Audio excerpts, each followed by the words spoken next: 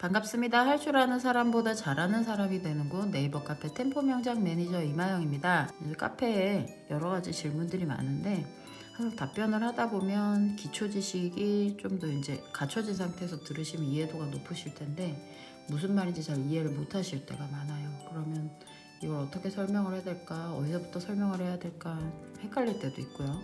그러면 결국에 기초 지식을 어떻게 업그레이드를 할 건가? 보철, 크라운이나 뭐 지르나 이런 것들 얘기할 때 기초 중에 기초가 프랩이니까 프랩 설명드리고 원리를, 그리고 그 외에 뭐 마진이라던가 계속 지속적으로 이런 영상들 만들어서 올리도록 하겠습니다. 프레파레이션, 프랩이라고도 많이 부르죠. 치아 삭제하는 과정인데요. 치아를 삭제할 때는 무조건 삭제할 수는 없습니다. 왜냐하면 내부에 신경이 존재하고요. 신경이 없이 뭐 예를 들면 신경 이제 치료를 해버리잖아요. 그럼 또 통증도 없으니까 많이 깎아도 되는 줄 또 착각을 하시는데, 너무 많이 깎으면 유지력이 떨어지고요. 그렇다고 너무 적게 깎으면 얘가 또 두께감이 약하니까 내구성이 떨어져요. 그러면 적정량을 깎아야 되는데, 예를 들면은 지금 이 점선 부분 보이시죠? 요거 기준으로 상아지라고 범랑질이 이 부분이 이제 날아가는 거죠. 이 두께가. 이 두께가 얼만큼이냐, 너무 신경을 자극하지도 않을 만큼 깎아야 되고, 그렇다고 너무 작게 깎아서 유지력을 떨어뜨리지도 않아야 되고. 그러면 이 두께가 크라운 기준 하면 골드 같은 경우에는 한 0.5에서 0.7 정도 프랩을 한다고는 나와 있거든요, 책에는. 근데 실제로 교환면의 두께가 0.3보다 떨어지면 팔리싱하다 뚫릴 가능성이 있어요. 그래서 그렇게 많이 얇게 하기는 힘들고요. 그러면 한 0.3 이상, 포사나 이런 얇은 뭐 마진 주변이라던가 한 0.5 정도의 보철 두께가 안정권이라고 말씀을 드릴 수 있는 거죠. 그럼 보철 두께가 0.5가 나오려면 실제로 프랩 두께는 0.5 이상. 만약에 내가 프랩을 0.5 했다면 실제로 보철은 0.3mm 두께 정도. 그래서 게이지로 캘리퍼 있죠, 그거 가지고 마진 주변이나 포사 주변이나 이렇게 얇은 부위들, 뭐 전치 같은 경우에는 설축에 움푹 들어가 있는 싱귤럼 근처, 그 설축와 같은 데 있죠. 그런 데를 이제 재보시면 두께가 되게 얇은데 최소 두께를 대충 가늠하실 수가 있어요. 교합 다 맞춰놨는데 0.3보다 얇다. 그러면 이제 어떤 일이 생기겠어요? 곧 뚫리겠죠. 5년 안에 뚫리실 수도 있고, 뭐 팔리싱하다 날아갈 수도 있어요. 그래서 두께가 너무 얇으면 곤란하기 때문에 최소 두께를 0.5 이상, 0.7 정도. 그렇다고 너무 많이 삭제하면 뭐 골드 두께만 두꺼워지니까 큰 의미는 없죠. 일정 두께까지만 필요한 거죠. 뭐 삭제를 굳이 많이 할 필요는 없지 않습니까? 포셀이나 지르도 마찬가지예요. 한 1.5에서 2 정도. 그러니까 여기는 이제 얇은 이런 마진부나 교환면 쪽에 포사 같이 얇은 부분을 기준으로 잡는 거고요. 이렇게 부위가 넓은 부위들, 절단연인들 되게 이렇게 길게 이제 삭제량이 좀 많이 되는, 주로 교두 쪽이라든가 이런 데들은 사실 이거보다 더 많이 깎여요. 뭐 2mm 이상도 깎이거든요. 연구를 해본 결과 논문 같은 데를 보면은 이게 최소 한 이 포세린 같은 경우 2mm 정도 두께나 2.5mm 두께나 크게 차이는 없다라는 거죠, 내구성에. 그래서 한 2mm 정도 제일 얇은 부분, 삭제를 또 너무 많이 해도 유지력이 떨어지니까. 마진이나 교합이나 이런 데 이제 주로 얇은 부위들, 신경이 가까운 이런 부위들, 뭐 이런 부위들은 굳이 프랩을 많이 하지 않아도 괜찮은데, 어느 정도가 마지노선이냐? 크라운은 0.5에서 0.7 사이, 포세리는 1.5에서 2 정도 사이, 미리 기준입니다. 미리 기준 0.5에서 0.7 정도 되는 골드나 뭐 지르나 아니면 포세린 같은 경우, 이맥스도 마찬가지겠죠.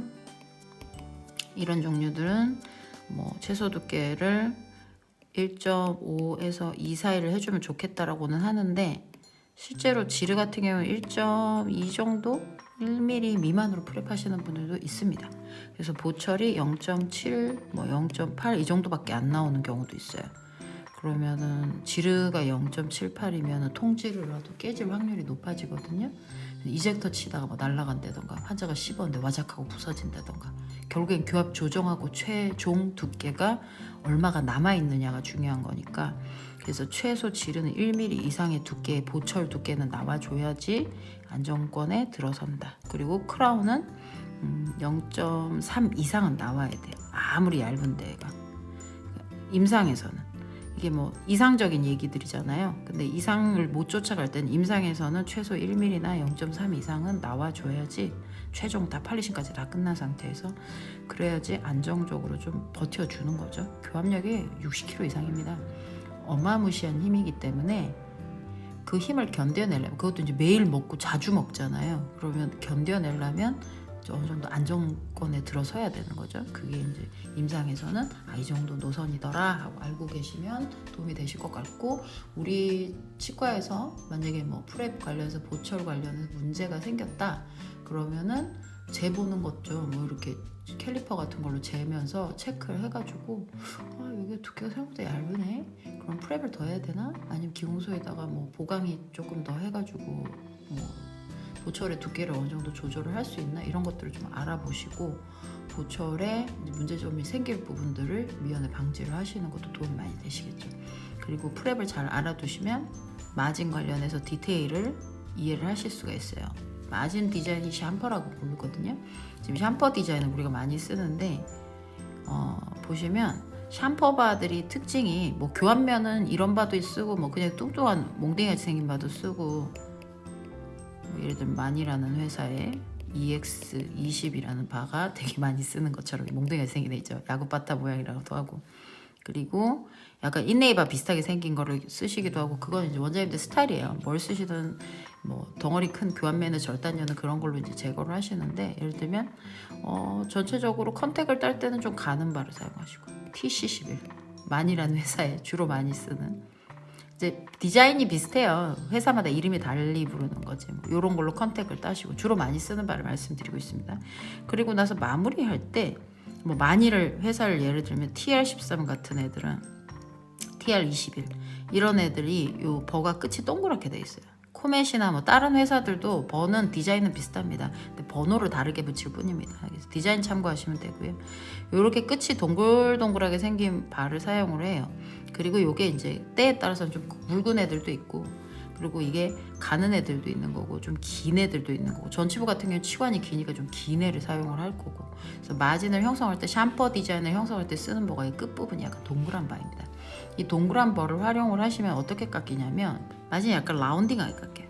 이렇게 라운딩하게 깎이니까 마진이 각이 없죠.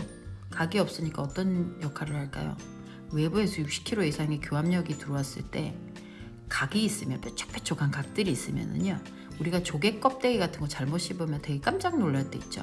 그런 것처럼 교합력이 집중되는 현상이 생겨서 파절이나 뭔가 이 마진 쪽에 뭐 뒤틀리면서 일어날 수도 있고요.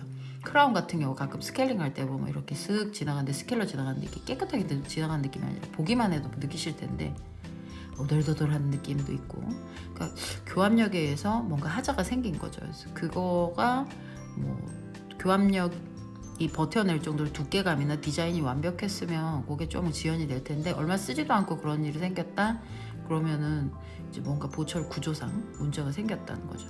그래서 그런 거에 가장 기초가 되는 프랩이 충분히 각들을 배제하게, 노 샤프 엣지가 있으면 안 되고, 앵글들이 동글동글 라운딩한, 보면 뭐 이렇게 뭐 얼마만큼 두께로 된다 이런 미리들이 있잖아요. 근데 실제로 샴퍼 디자인에 여기를 라운딩하게 처리를 해서 각도 없애고 다 줘요. 보면 엣지들도 없고 라운딩하잖아요.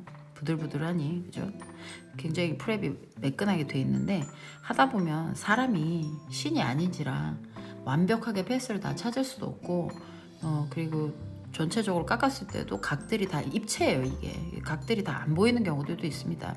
그래서 어떤 원장님들은 뭐 선생님들한테 이런 부분은 좀 체크 좀 해줄래요? 뭐 이렇게 얘기할 때 있잖아요. 그래서 그런 것들을 참고할 때 선생님들한테도 프랩은 기초 지식은 있으면 되게 도움이 많이 됩니다.